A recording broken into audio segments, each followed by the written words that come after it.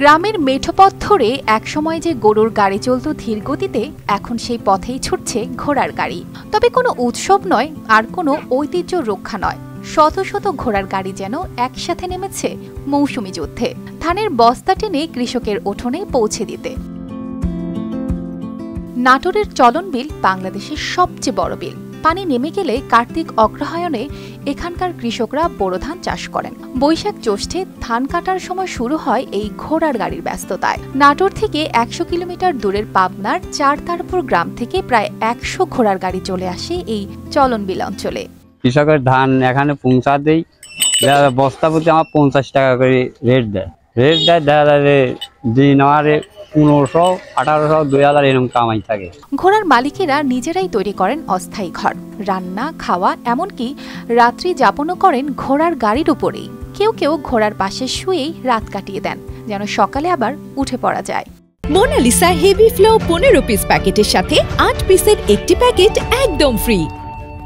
আমার ছোটবেলা থেকে ঘোড়া পুষি আমি, আমার ঘোড়ার পর খুব অভিজ্ঞতা আর কি। মানে আমি গাড়ি বাই, তো এই চলন বিলে আসি আমরা ৫০-৬০টা গাড়ি আসে, মনে করেন ধান ওঠায় গৃহস্থর বাড়িতে দেই। এই গাড়িগুলোর প্রতিটি একসাথে ৩০ থেকে ৩৫ মণ ধান টানতে পারে। ৫ বছর ধরে এই কাজ করছেন আলম নামের এক চালক। তিনি জানালেন দিনে আয় হয় গড়ে ২০০০ থেকে ২২০০ টাকা পর্যন্ত। কেউ ধান দেয়, কেউ টাকা দেয়, সর্বোচ্চ মনে করেন ২০০০-২৫০০ টাকা থাকে আমাদের। তো এগুলা নিয়েই আমাদের জীবনযাপন আর কি। চলন বিলের কৃষক ইসমাইল হোসেন বললেন, বোরো মৌসুমে মাঠ ভরা ধান থাকে, তখন সময় খুবই কম। ঝড় বা শিলাবৃষ্টি এলে ধান নষ্ট হবার ভয়, তাই ধান দ্রুত ঘরে তুলতে ঘোড়ার গাড়ি এখন সবচেয়ে নির্ভরযোগ্য।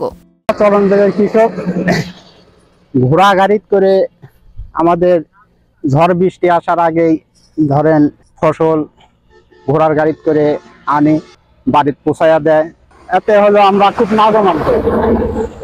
হ্যাঁ, আমার এতে খুব উপকার। আমরা ফসল তুলে নিয়ে আসি চলন বিলের থেকে, অনেক উপকার হয় আমাদের। ঝড় থেকে আমরা রক্ষা পাই, ফসলগুলো আগামী করে নিয়ে চলে আসতে পারি।